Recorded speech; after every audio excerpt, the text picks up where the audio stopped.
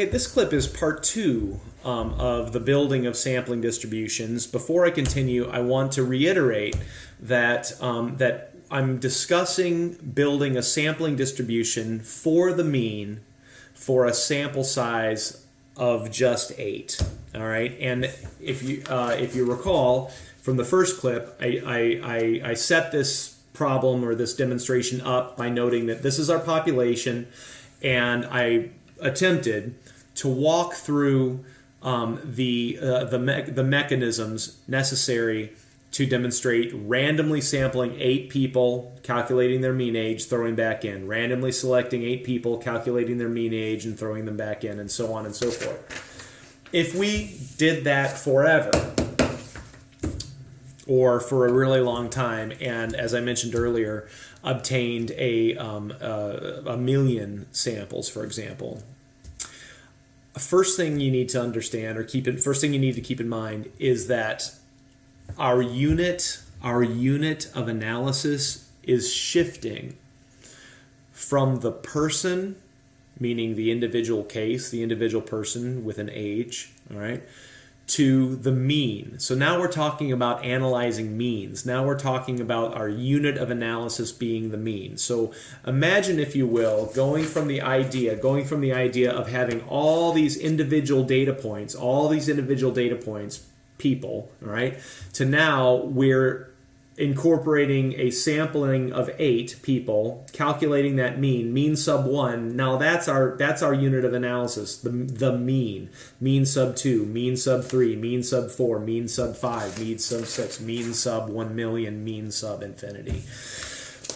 If we had all those means, if we were able to do that in reality, if we had enough time and resources, etc., to do that, and if we plotted all those means in a frequency distribution, guess what they would look like? They would look like this, and hopefully this shape is somewhat familiar. They would take on a normal distribution, or the shape of the normal distribution. It would be bell-shaped. It would be symmetrical. In addition, 1, 2, 3, 1, 2, 3. In addition, once you move 3 units of, not standard deviation though, we're going to get to that in a little bit. We'll just call them units for now. But once you move 3 units to the left and 3 units to the right, you have accounted for almost all of it. Okay? Now, here's the thing.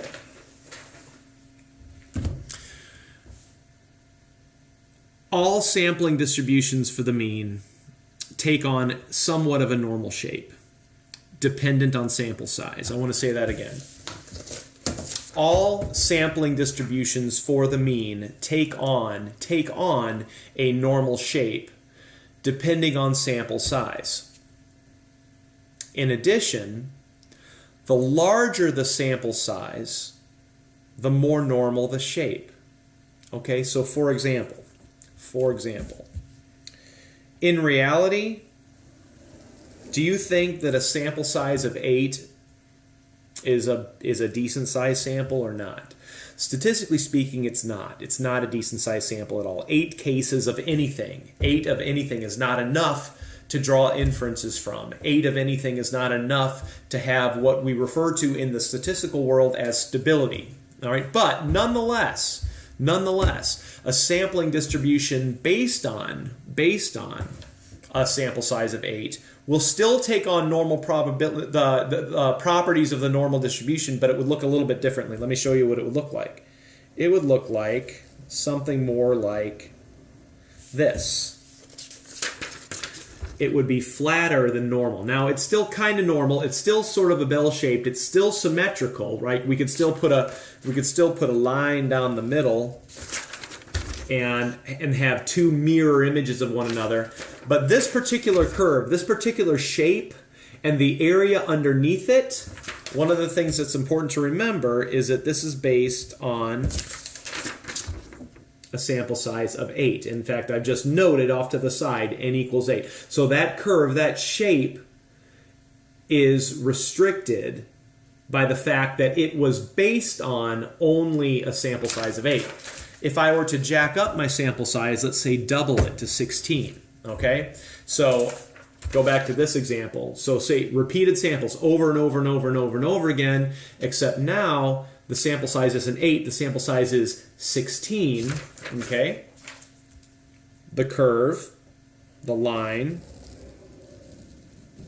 would look more like this line. A little bit more normal, a little bit more bell-shaped, a little bit more peaked in the middle, right? This curve here is flat, right? It's flat. The term for that is flatter than normal. The term for that is platykurtic. This curve is a little bit more leptokurtic, meaning it's a little bit more peaked. And that's, again, this flatter curve is based on a sample size of 8. This more normal curve is based on a sample size of 16. It's also, by the way, although my drawing is terrible, it's also symmetrical. I just put that middle line to denote symmetry. Let's jack up our sample size. Let's jack it up to like 30. If we jack up our sample size to 30, well, guess what? Now we have almost a perfectly normal curve based on 30. So what that means is that the larger your sample size, the more normal the sampling distribution is. The larger the sample size, the more normal the sampling distribution is. In fact, and this is a very important part to keep in mind, very important piece of information to keep in mind, once our sample sizes reach 30 and above, the curve is nearly indistinguishable from the normal probability distribution. Almost indistinguishable. Virtually indistinguishable from the normal probability distribution. And that's really good news in the world of statistics. The good news is that we're able to study social phenomenon with confidence, and we can draw inferences and use probability distributions to help us answer questions.